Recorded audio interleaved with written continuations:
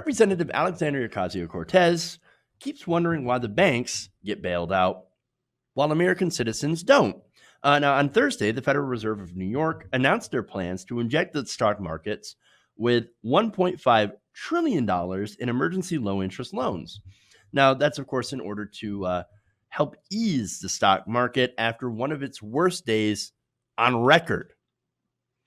So now, over the last week, we entered a bear market, meaning 20% of the market is just gone. Twice this week, we have traders have tripped the emergency circuit breaker, which means if there's so many trades that are trending down, and a lot of these trades are handled, of course, automatically by computers, that, it would basically snowball into even more gigantic losses. So once you hit a certain threshold, it kicks off. It stops all trading. And so that's to prevent even an even worse sell-off than we already have. And so that's tripped twice in this week. We've had a gigantic loss. In fact, all of the gains out of the Trump administration, gone. Just gone. It's a disaster. So now, the Fed, again, yes, has lowered interest rates, and then put all that emergency funding. So now progressives like AOC, she's over here looking at that $1.5 trillion and saying, well, now, wait a minute. That's actually exactly how much young Americans are saddled with student loan debt. Well, if we can bail them out, why can't we bail students out, right? And here's what she tweeted, quote, "The amount the Fed just injected almost covers all student loan debt in the U.S. There's absolutely no excuse for not pausing student debt collection, planning for mortgage and rent relief, etc. We need to care about working people as much as we care for the stock market." So now look, all of those are good ideas, right? Yes, I'm in favor of canceling student loan debt and making public universities and universities and public colleges tuition free, right? Paid for, of course, by taxes on the ultra wealthy, mainly a wealth tax. And so, look, that's what I'm in favor of. That's what AOC is in favor of. And, of course, AOC endorsed Bernie Sanders, who's also in favor of this. So he's the only one that says, hey, we should cancel all student loan debt. And so understand that $1.5 trillion basically given in low interest loans to the banks, you could have wiped out all that student debt.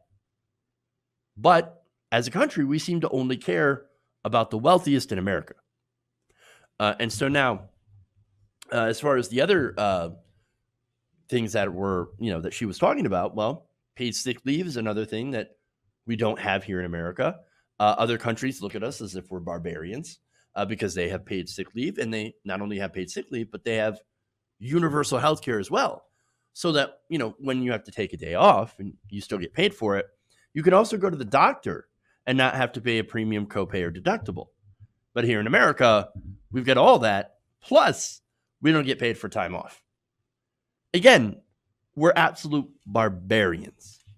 Now, having paid sick leave during a pandemic would be especially helpful because, again, people wouldn't go to work and because they wouldn't have to, work to pay the rent and mortgages and stuff and that's why we're having to talk about that relief as well in those things. But the whole point is not to spread the disease. I mean, there are people out there that can't afford a $400 emergency. You think they're going to self-quarantine? No, of course not. They're like, hey, no, ride or die, got to go pay the bills. Bills don't stop, right? And that's what she's calling for, right?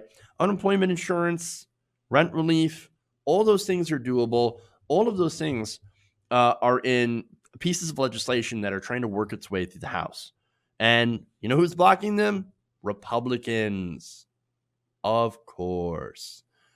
So now, what we're doing instead, of course, is propping up the banks, giving emergency bailouts to the shale companies, to airports, and other industries that are affected by this, but not bailing out the workers. And so this is a good example of corporate socialism. And so it's a complete and utter disaster. And she asks great questions. I mean, again, $1.5 trillion Even not taking in the effect into account the fact that we're in the middle of a pandemic and all this stuff should be necessary, right? Even that, we're the only country in the world that has that high of student loan debt. $1.5 trillion. Doesn't exist anywhere else, only exists in America, and yet we can't even do relief on that scale. It's ridiculous, and it's because we live in an oligarchy. Oh, it's true. We do. We're basically, the government is controlled by a handful of very small, very wealthy, influential special interests and billionaires. They use their power, they use their money, their influence, legalize bribery to bribe off the politicians who will then write laws in their favor. And by the way, these politicians are also incredibly wealthy. And so even the poorest politician, Bernie Sanders, has a net worth of a couple of $1 million. Now, look, to be fair, he did that by selling books, right?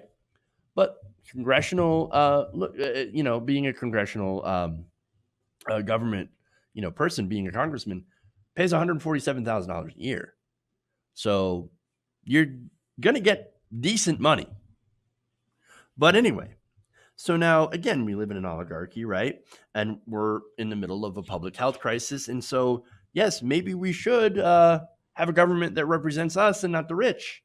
But it's very clear that it does represent the rich. Again, right now, we have people that can't afford a $400 emergency, making $18,000 a year, being told to self-quarantine. And the people are being laid off without pay. Right now, hotels are getting hit. Restaurants, airlines, the service economy is falling apart. And in America, that's really a huge part of the economy. If that falls over, so does everything else. But what we've seen before is that Trump and the Republicans are doing nothing about it because they don't actually care.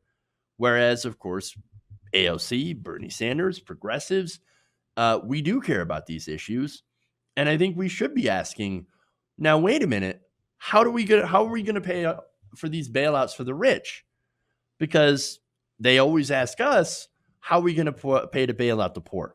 How are we going to pay for Medicare for all? How are we going to pay for, canceling student debt? How are we going to pay for all this? Well, how are we going to pay for, taking care of the billionaires and putting them over the rest of us? That's the real question we should be asking. Hey guys, hopefully you enjoyed that free video. Now I'm going to have to ask you a favor.